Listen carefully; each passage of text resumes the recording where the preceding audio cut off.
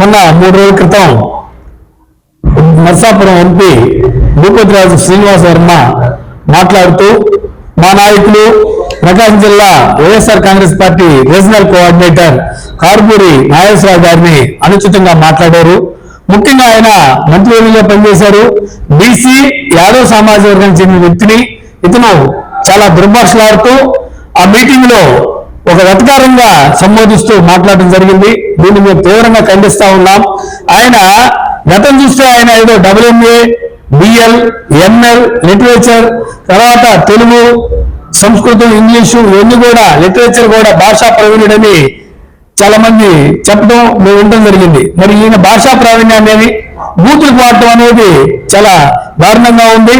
ఈయన ఫస్ట్ ఎర్రిపప్ప అని ఒక మాజీ మంత్రులు గారిని సంబోధిస్తూ ఆయన్ని దుర్భాషలాడటం జరిగింది. అలాగే ఈ ఎర్రిపప్ప వాడెవడో అనిల్ కుమార్ యాదవ్ అని ఇంకో మాజీ మంత్రి మా అనిల్ కుమార్ యాదవ్ గారిని కూడా అంటం జరిగింది. అలాగే ఈ మాటల్లో అంత కామెడీగా అక్కడ ఉన్న పబ్లిక్ ని మెప్పించే దాంట్లో మాట్లాడుతూ ఉన్నారు. మేము అడుగుతా ఉన్నాం, ఏమయ్యా నువ్వు కూటమి కట్టకపోతే కనీసం కౌన్సిలర్ గారికి వెళ్ళగలుగుతావా? 2024లో కూటమిలో ఆ నర్సాపురంలో ఎంపీగా గెలిచి పైన అధిష్టానంలో గతంలో ఎన్నో ఏళ్ళుగా నువ్వు ఆ పార్టీలో వాడికి వీడికి సేవలు చేసి నువ్వు మంత్రి పదవి తెచ్చుకొని దాన్ని అడ్డం పెట్టుకొని ఈరోజు విరమిగుతా ఉన్నావు. వర్మ నేను చెప్తా ఉన్నా క్లియర్ గా, ఇక్కడ ఈ రాష్ట్రంలో యాదవ్ సామాజిక వర్గం సుమారు 30 లక్షల జనాభా కలిగింది. మరి ఇంత జనాభా కలిగినా ఇప్పుడిప్పుడే రాజకీయాల్లోకి వస్తున్నటువంటి మా నాయకుల్ని నువ్వు అనుచితంగా మాట్లాడుతూ పశువుల మంద వీళ్ళందరూ ఈ పశువుల మందని తరివేశాము అని కూడా సంబోధించింది. పరోక్షంగా మా వృత్తులు కూడా నువ్వు హెచ్చరిస్తా ఉంటావు. తర్వాత మీరు మాట్లాడుతూ పిచ్చినా కొడుకు అని అంటే నేను పెద్ద భాషా ప్రవీణుని చాలా పద్ధతిగా మాట్లాడాలని మళ్ళీ చివరిలో ఉపోద్ఘాతాలు ఇస్తా పిచ్చినా కొడుకు. తర్వాత ఏమంటారు, నోరు మూసుకొని కూర్చోవాలి. మేము అడుగుతా ఉన్నాం, గతంలో బీజేపీలో పనిచేసి నువ్వు ఎక్కడున్నావు అసలు అంటే వీళ్ళు పదవుల్లో ఉన్నప్పుడు నువ్వు ఎక్కడైనా జనజీవనంలో ఏదైనా ఉద్యమాల్లో పాల్గొన్నావా? నోరు మూసుకొని కూర్చుని ఉన్న నువ్వు ఆయన ఏదో పవన్ కళ్యాణ్ పుణ్యానో లేకపోతే కూటమి పుణ్యానో లేకపోతే ఈవీఎంతో గెలిచి ఈరోజు రాజేల కాళ్ళు పట్టుకొని మంత్రిగా చేసి నీ ఇష్టానుసారం మాట్లాడుతున్నావు. కాళ్ళు చేతులు నరుగుతావా? నరికి చూద్దాం. నువ్వు ఇంతకుముందు గతంలో ఎవరైనా నరికావా?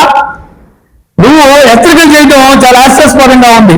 మేము అడుగుతా ఉన్నాం, ఈ రాష్ట్రంలో ప్రతి చోట యాదవ్ సామాజిక వర్గం చైతన్యమై ఉంది. ప్రతి చోట కూడా వీళ్ళందరూ కూడా తిరుగుబాటు చేసినా నువ్వు ఎక్కడా కూడా ఈ రాష్ట్రంలో తిరగలేవు.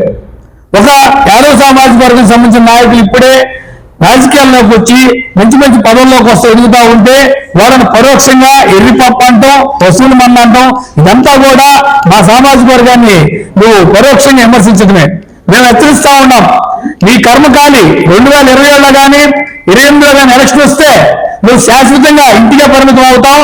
నువ్వు నోరు మూసుకొని కూర్చోవాల్సిందే. కానీ మా నాయకులు మా నాయకత్వం కూడా ఎక్కడ తగ్గదు. వైఎస్ఆర్సీపీ నాయకులు గోండాలతో కూడా సంబోధిస్తా ఉన్నాం. మేము కాదు గోండాగిరి చేస్తుంది, మీ కూటమి ప్రభుత్వం చేస్తా ఉంది.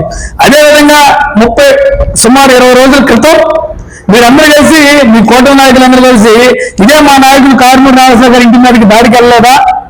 ఆయన దాన్ని ఉద్దేశించి మాట్లాడితే నువ్వు చేతులు నరుగుతాను, కాళ్ళు నరుగుతాను, చేయి పట్టుకోవడానికి కత్తి పట్టుకోవడానికి చేయి లేకుండా చేస్తాను అన్ని కూడా నీ ఎట్లా ఉండే ఒక పెట్టెల ద్వారా మాటలు లేకుండా ఏ మహాభారతంలో ఉత్తరుడు ప్రగల్భాలు ఉన్నట్టు నీ ప్రగల్భాలు ఉండి మీరు ప్రగల్భాలకే పరిమితం. మేము కానీ ఆ చర్యలో దిగితే నువ్వు ఇంట్లో నుంచి కూడా బయటకు రాలేవు.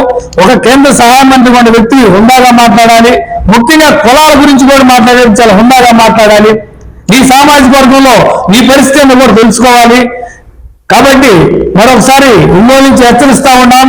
ఇదే కానీ మరొకసారిగా రిపీట్ అయితే మీరు ఒంగోలులో కానీ జిల్లా వ్యాప్తంగా కానీ మేము పిలుపునిస్తాం. ఈ జిల్లాలోకి మీరు వస్తే మీకు తప్పకుండా మిమ్మల్ని గొడవ చేసేదని కూడా మేము అందరం ప్రయత్నిస్తాం. మీకు ఇదే హెచ్చరిక తెలియజేస్తామని సెలవు తీసుకుంటాం.